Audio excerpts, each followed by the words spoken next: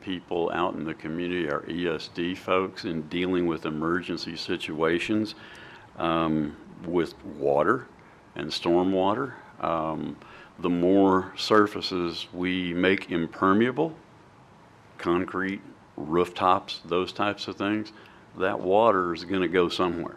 And we need to have the ability to be able to, within practical limitations, to be able to control or divert that, have that water go where we need it to go, as opposed to just letting it go where it's going to go. And I think that there are a lot of things that we can do if we would take the lead in exploring the creation of a drainage district.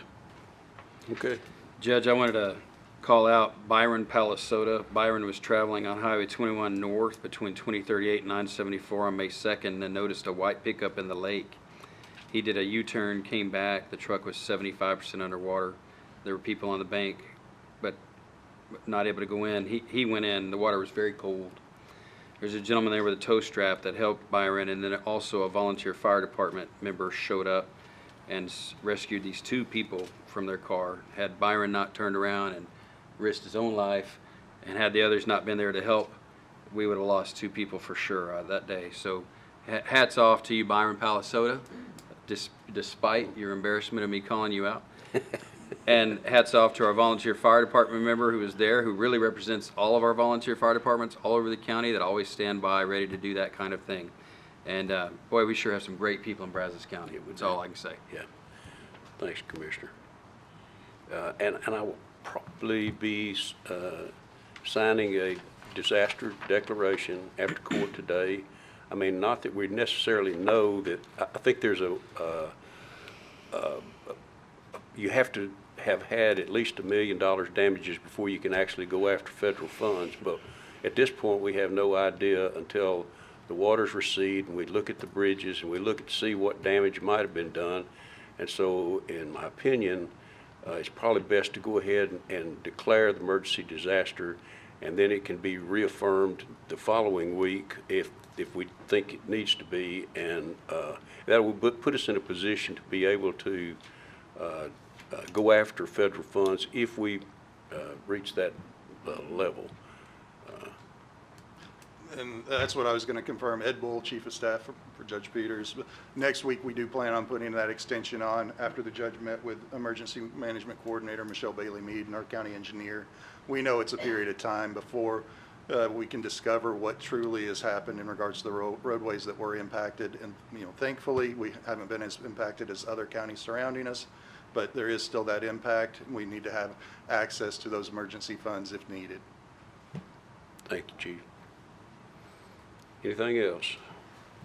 Judge, Yes. I'd just like to expand on that. Can So you put we them, still can you have a speak into number- the, can you put, Sorry. yes. Sorry. We still have a number of roads that are underwater. Democrat Road and Long Trestle roads and bridges have both been underwater for over a week. And we have a number of other roads across the county, Peach Creek area, Wixon Creek area has been, some of those roads have been impacted that intersect that creek. There's a number of roads that we're looking at major damage to the roadways, the ones that currently don't have water on them at all right now. We know the degree of damages. So we have a couple of roads that have actually been, the roadways may or may not be there, but there's actually holes under the roads. And so they've been blocked off so that people can't travel on those.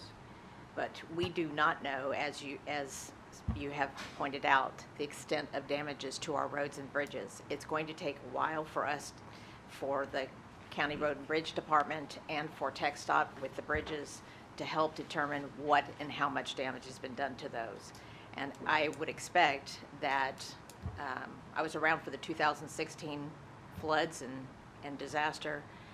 From a 12-inch rain, I can only imagine with the price increases what the cost of repairing all that damage is going to be, and know still that a lot of those damages won't show up for months down the road. So we're in for the long haul, and again, we got really lucky.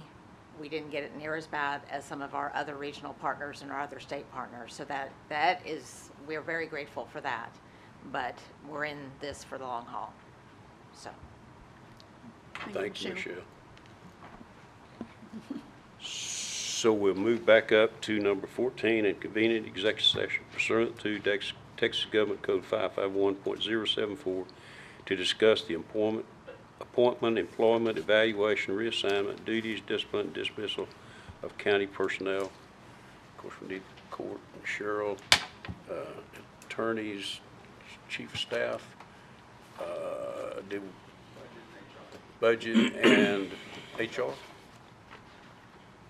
And the time is 11:03.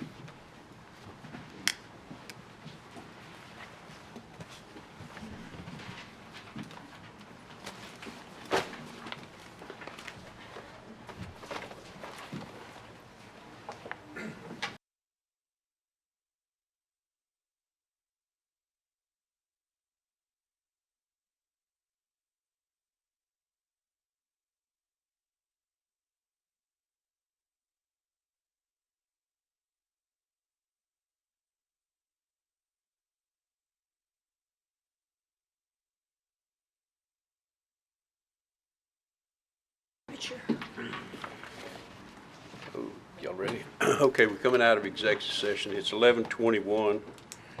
There's no action to be taken, and the next item is to adjourn. Thank y'all.